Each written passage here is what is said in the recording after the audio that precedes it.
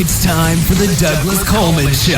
Mr. Smooth and Savvy is joined by guests from all walks of life, from the entertainment industry to authors to political and social commentators, the famous and not so famous, the controversial and the light and fluffy.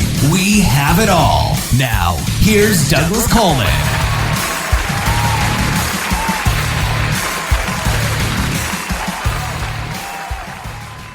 All right, please welcome to the Douglas Coleman Show, Mark J. Harris. Hi, Mark. How are you? Thank you for coming on the show. Good. Well, thank you for inviting me. I'm good. You've got a very impressive resume, three-time Oscar-winning filmmaker and Emmy-nominated, half a century as a professor of film, and now an author of 10 books. So the latest one that we're talking about, Misfits, that's your 10th book? Yes, I stopped counting, but yes. But it's my first adult fiction. I've written 5 children's books and then several nonfiction books connected with my documentaries. But this is the first adult fiction book I've written. Okay. Can I talk to you a little bit about your career as a filmmaker and a professor first, and then we'll pivot over to your book? Sure, whatever you'd like to discuss. Okay. What were the films that you won the 3 Oscars for? The first film that I won an Oscar for is called The Redwoods. It was made for the Sierra Club in the 1968, and it was to help establish a Redwood National Park. And it was one of the early environmental films. And then the next 2 films that I made that won Oscars dealt with the Holocaust. I was young when I won my first Oscar, and I thought, oh, this is easy. But it took another 30 years to win a second Oscar. And by then I appreciated how difficult it was. Well, how did you get... Go ahead. I'm sorry. How did you get started making film in the first place? Was this something that you started as a kid? Because back in, you said 1968, it was a different landscape. Now everybody's a filmmaker with their iPhone, but putting it on YouTube. But back then, I don't think it was quite... there was more involved and it was more expensive, yeah? I fell in love with foreign films when I was in college. That was the era of the French New Wave, Ingmar Bergman, Fellini, Antonioni, and I also discovered documentaries then too. So I was very captivated by the medium. But when I graduated from college, I had no idea how to get to be a filmmaker. At that time, there were film schools, but they weren't the gateway into the industry that they later became. Actually, it's sort of George Lucas, Francis Ford Coppola, and Marty Scorsese, who went to film school in the 60s, put film schools on the map. So I started out as a newspaper reporter. I covered crime in Chicago from 5 in the afternoon to 2 in the morning on the south side of Chicago. That was a real education. And then I went to work for the Associated Press, but I still had this love of movies, and I was fortunate to get an opportunity to start working at a television station which was interested in making documentaries, and that's how I got started. And I really fell in love with the medium, and particularly the documentary form, because it gives you a chance to you put a camera on your shoulders, and it gives you access to people you would otherwise never meet, and leads you into worlds that you would otherwise not experience. And that's been how I got started. And then making documentaries became an addiction, as well as an occupation. So has all of the technological advances from the 60s, because I assume in the 60s you were shooting on, 16 millimeter or 30? Yeah. 60 millimeter film, yeah. Mm-hmm. Okay, so now we've got digital, we've got all kinds of stuff. AI.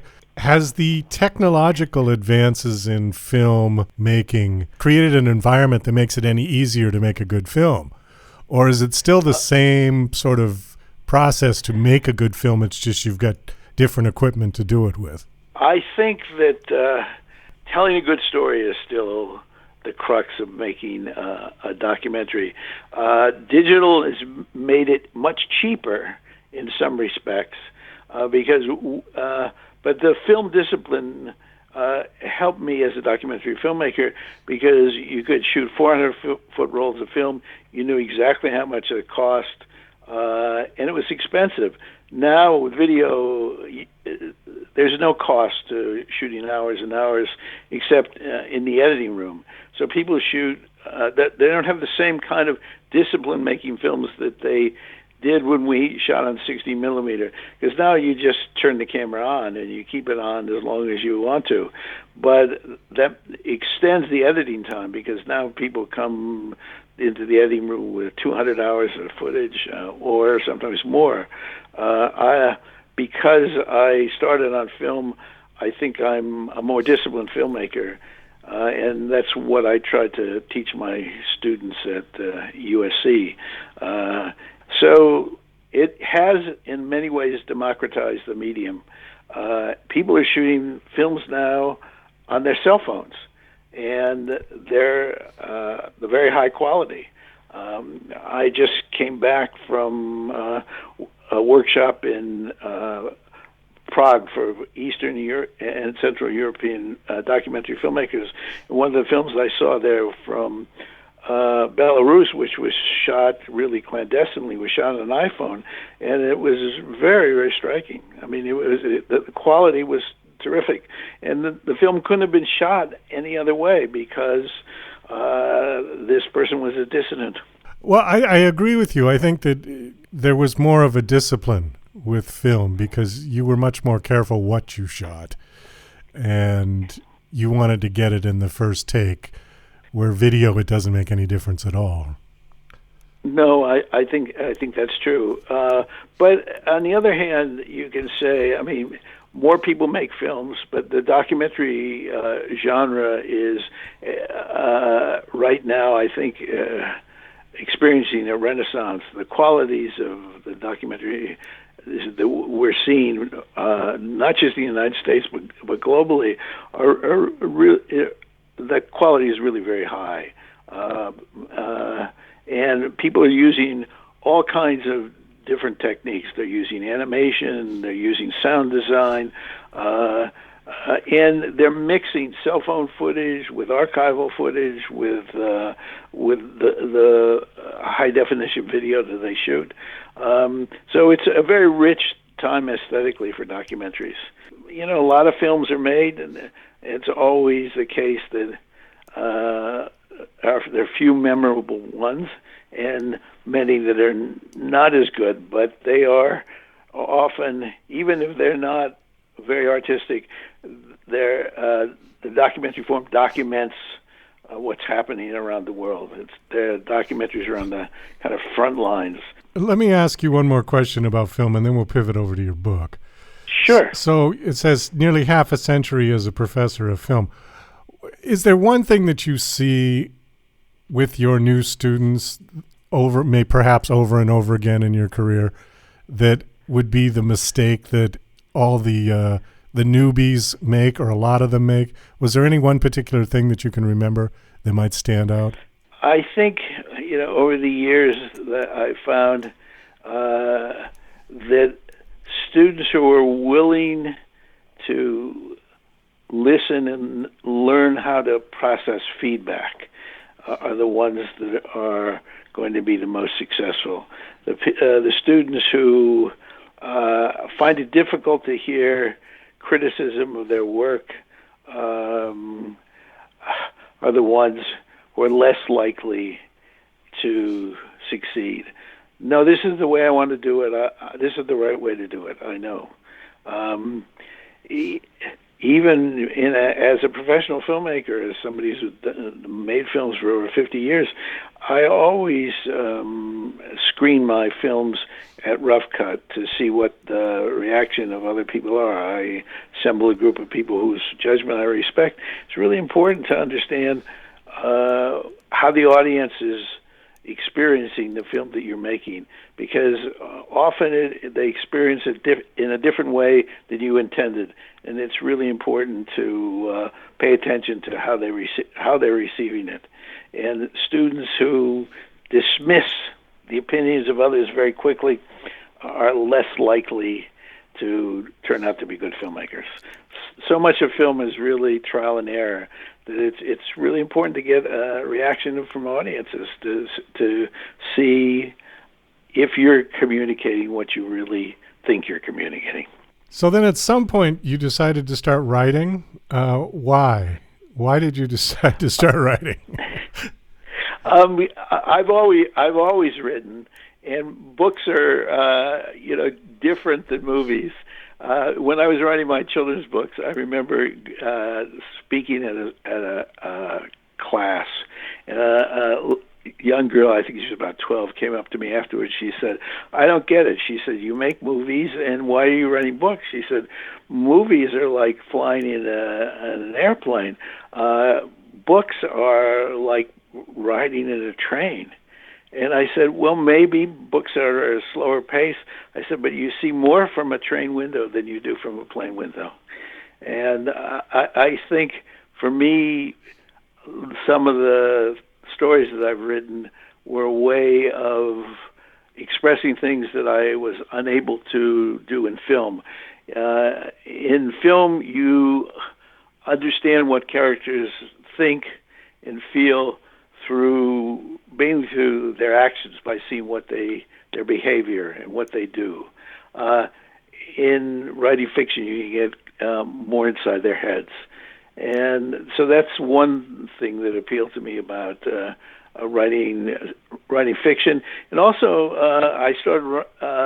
A film can only. My films are, an hour and a half to 2 hours, and several of the books, nonfiction books I did, were also byproducts of the film, because we had so much material, so much rich material we couldn't get in the film, that we wanted to do a book to be able to include all of it. But the fiction, some of the stories in Misfits grew out of film experiences, things that still haunted me, that I still wanted to explore. Did you have trouble transitioning from screenwriting to novel writing?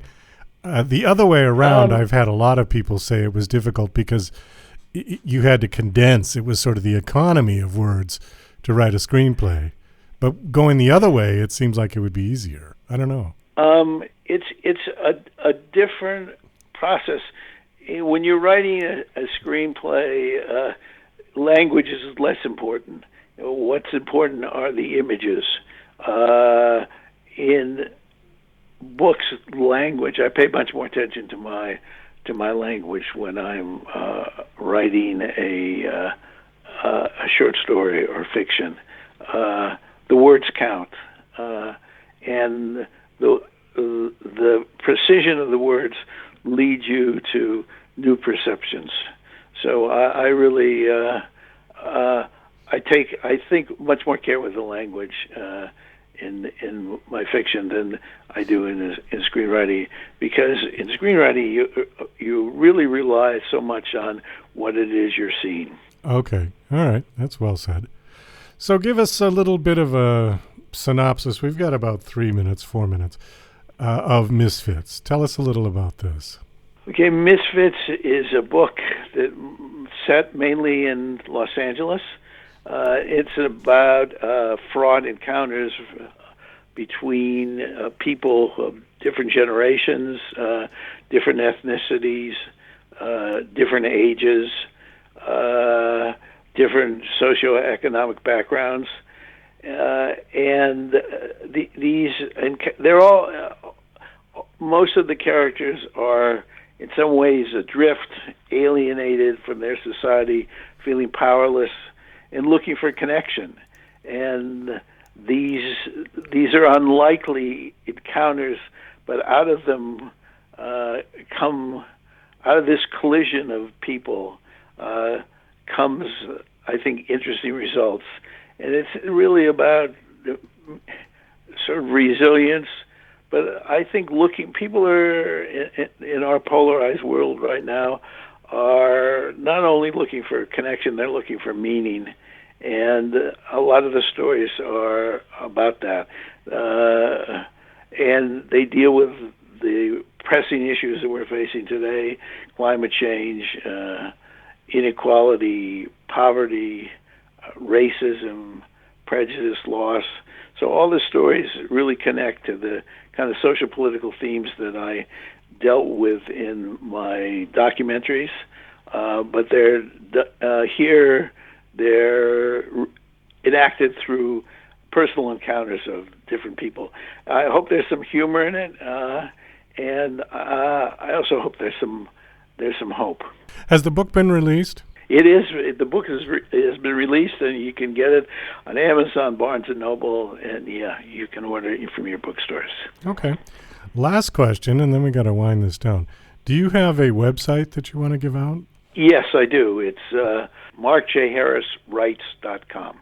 And there's more about me and about the book, and the reviews have been very positive. So it's markjharriswrites.com. Okay, great. Well, thanks so much for coming on the show. This was a nice conversation. Best of luck with the book. I hope it does well. Thank you very much. Thanks. I appreciate you inviting me.